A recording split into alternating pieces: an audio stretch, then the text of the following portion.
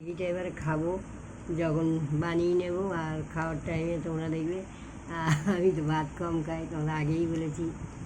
আর এই যে টমেটো সব আছে আমার কাছে, কিন্তু আমি এসব খাই না। আমার কাছে পেঁয়াজও আছে, টমেটো আছে, এই যে এখানে পেঁয়াজ দেখতে পাচ্ছ বন্ধুরা, পেঁয়াজও আছে আর টমেটো আছে আমার কাছে, দেখাচ্ছি আমি।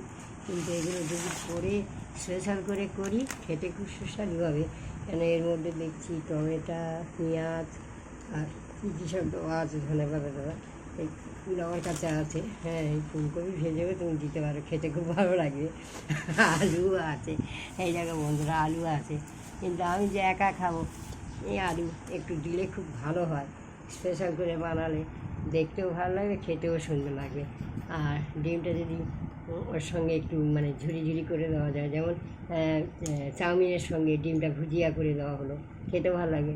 আমিও খাবো, আর একটা লাল ডগি আছে, ওকে একটু দেবো, খেতেও ভালো লাগবে। তাই বন্ধুরা দেখো, ভাত খাবো না, এটাই বানানো হয়ে গেলে তোমাদের দেখানো হবে। এই পেঁয়াজটা আমি বার করে দেখাচ্ছি, যেহেতু এখনও বের করিনি, প্লাস্টিকের ভিতরে আছে, অনেকগুলো আছে, একটা বার করলেই আমার হয়ে যাবে। যেই হোক, সেইভাবে এই যে পেঁয়াজটা, এইসব এগুলো রেখেছি, এগুলো যদি পারি করতে পারি, টাইম হয়, তাহলে তোমাদের ভালো করে স্পেশাল ম্যাগিটা বানিয়ে আমি দেখাচ্ছি। Egg Maggi.